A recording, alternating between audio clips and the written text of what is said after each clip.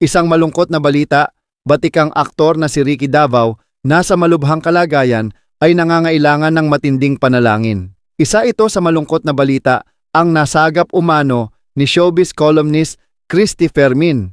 Sa isang episode ng Christy Ferminit nitong Martes, Disyembre 10, sinabi ni Christy na may pinagdaraanan umanong sakit si Ricky.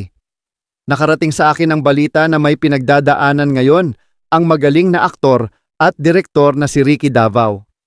Hindi po mula sa amin manggagaling kung ano po ang pinagdadaanan niyang sakit ngayon, saad ni Christy. Mas maganda po kung sa kaniyang pamilya magmumula ang balita. Pero isa lamang po ang sabi ng aking source. Humihiling po ng dasal ang pamilya, wika niya. Dagdag pa ng showbiz columnist, Ricky, magpagaling ka.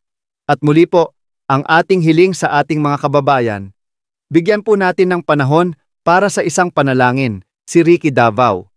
Pero, sa kasalukuyan, habang isinusulat ang balitang ito, wala pang inilalabas na pahayag si Ricky o ang pamilya nito para pabulaanan o kumpirmahin ang nasabing impormasyon. Komento naman ng mga netizens base sa tono ng pananalita ni Christy, tila nasa malubhang sitwasyon ngayon ang aktor. Maaring ito daw na stroke o inatake na sa kasalukuyan ay naka-confine sa isang ospital. At Romel, nakarating sa akin ang balita na may pinagdadaanan ngayon ng magaling na aktor at direktor na si Ricky Davao. Hindi po mula sa amin ni Romel manggagaling kung ano po ang kanyang pinagdadaan ng sakit ngayon. Mas maganda po kung sa kanyang pamilya magmumula ang balita. Pero isa lamang po ang sabi ng aking source, humihiling po ng dasal ang pamilya.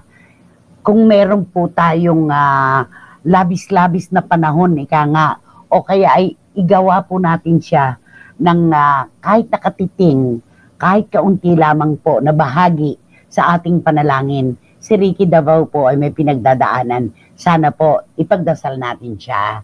Ipagdasal natin.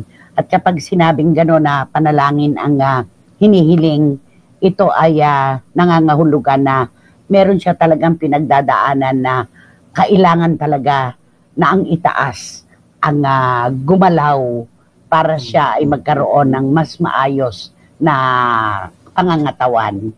Ayan. Si Ricky pa naman, pagkasama natin, di ba? Sa mga Masaya. ano po kasi. Tsaka napakahilig po niyang kumanta. Kapag kasama namin siya, hindi mo na mahahawakan ng microphone kasi kanta lang siya ng kanta. Bakit ba? Sabi niya, panahon ko ito. Ricky, magpagaling ka. At muli po, ang ating hiling sa ating mga kababayan, bigyan po natin ng panahon para sa isang panalangin, si Ricky Davao. Maraming salamat po. Thank you. At sabi ni Tita Nene Olanday, isa sa paborito kong aktor na napakagaling, bida o kontrabida, ano man ang pinagdaraanan mo ngayon, lakasan mo lang ang loob mo at kumapit ka sa Diyos. Ayan, sabi ni Tita Nene Olanday. Salamat po, Tita Nene.